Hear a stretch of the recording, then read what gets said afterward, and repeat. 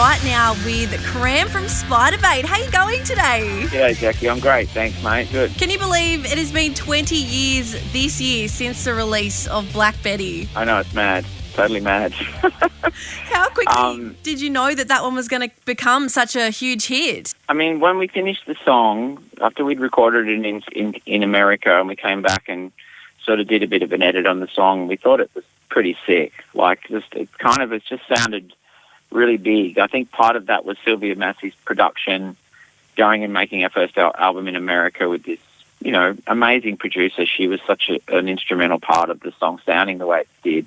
Then once you've got something that's really awesome, then you kind of don't want to jinx it, you know what I mean? Like, it doesn't necessarily mean it's going to be a hit. So it's the fans that made that happen, not us. So I think it resonated with people in some way, and it has done ever since.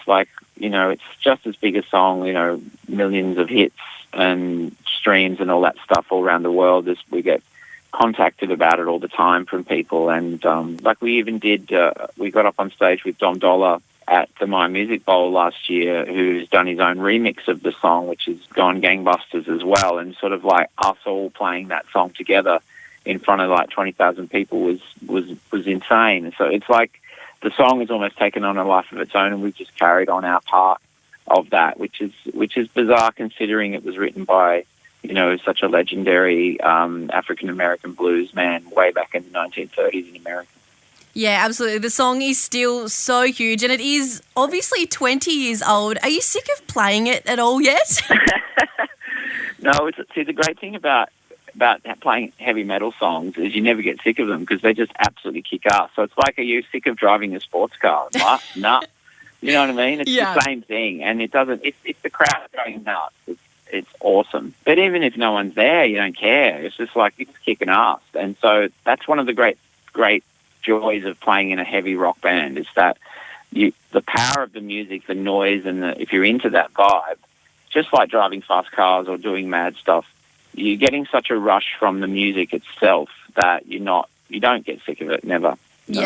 Yeah. Now you are also the drummer in Spiderbait as well. Can I ask you, how did you become such a good drummer without your neighbours getting upset when you practice? Did that ever happen to you at all? No, they got really upset. They're still annoyed about it. I was just so.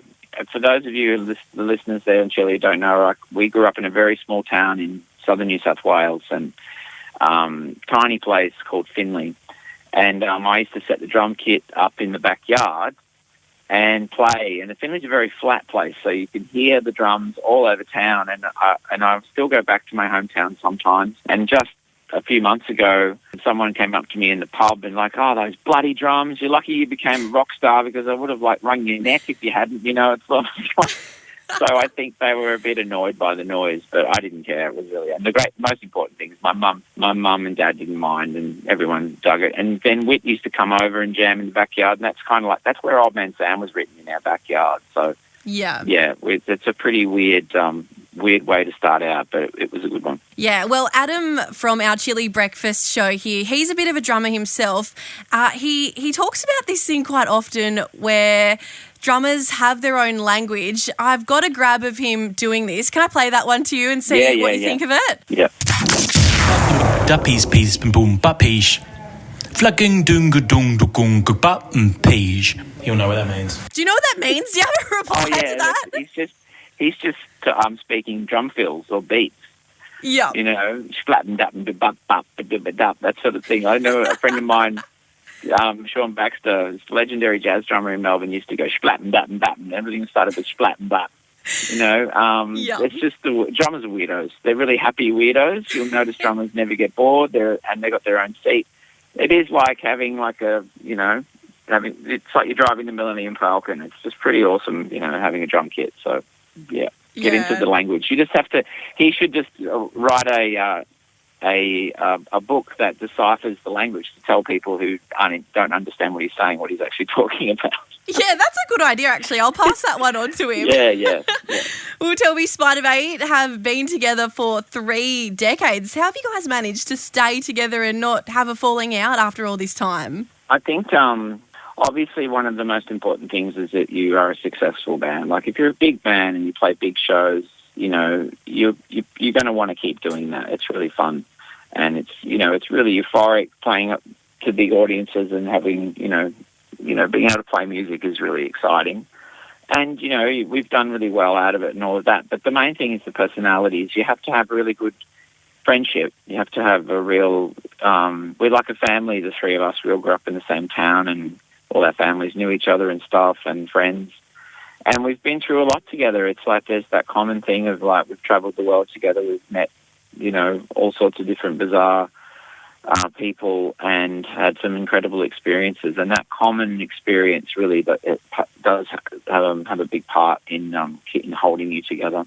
Yeah, well, you guys are about to go on the Black Betty 20th anniversary tour. You're bringing this one down to Tassie. You guys have been down here before, haven't you? Yeah, we've played plenty of times in Tassie, but not much. We played at a festival up in Forth late last year, which was wonderful. We've played Party in the Paddock many times, and I think the last Hobart show we played was a few years ago. We played a show with Birds of Tokyo at the Botanic Gardens in the city, which was wonderful. So yeah, we can't wait to come back again, and I love playing in Hobart. And what can people expect to see on this tour? A bit of new stuff, bit of old stuff? I think it'll be pretty sentimental. It's because we are celebrating something that was released, 20 years ago. So, but every time we do our show, something different will come up, and we're just really looking forward to coming back and getting into it. So yeah, can't wait to see you. Yeah, and this is all happening Saturday the 17th of August at the Odeon Theatre in Hobart. Tickets, people can grab those right now?